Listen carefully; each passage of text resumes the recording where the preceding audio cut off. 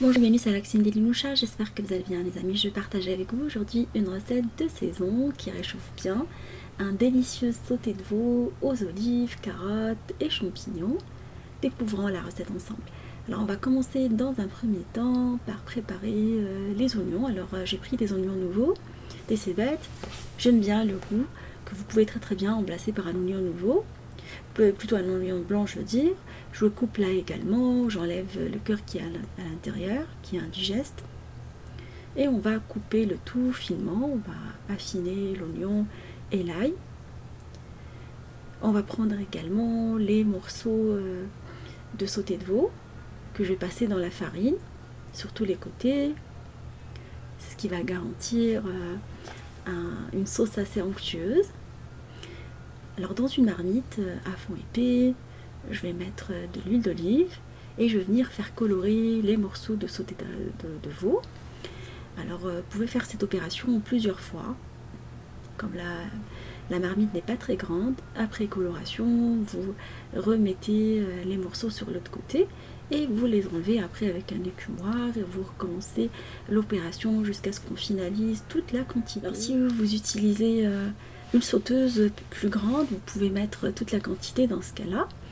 Alors une fois qu'on a enlevé toute la quantité, je vais venir remettre les oignons dans la marmite, ainsi que l'ail, et je vais venir les colorer en raclant le fond de la marmite, et je vais déglacer avec la sauce tomate. Comme ça, tout ce qui est resté dans le fond, il va s'enlever avec une spatule en bois.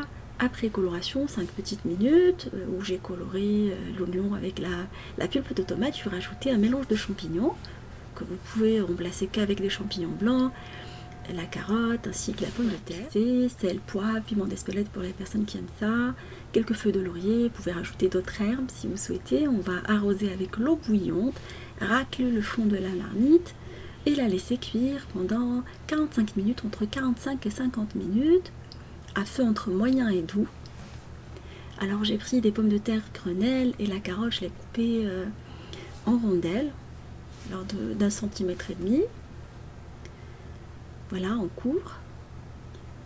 À mi-cuisson, plutôt un quart d'heure avant la fin de la cuisson, je vais rajouter les olives qu'on a dessalées et on va laisser cuire. Je vais mélanger rapidement. Alors pour accompagner, j'ai choisi de faire des petits pains à l'ail. Alors j'ai râpé de l'ail et je vais mettre par-dessus les tranches de l'huile d'olive. Alors c'est du pain complet. Je vais mettre un tout petit peu de parmesan et mozzarella mélangé. Vous pouvez mettre que du mozzarella râpé si vous ne voulez pas mettre du parmesan.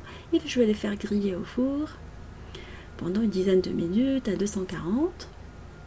Voilà, ma marmite est maintenant prête. C'est vraiment savoureux. Voilà, je l'ai accompagné avec la petite tartine. Ça rappelle un peu le sud, ce ragoût.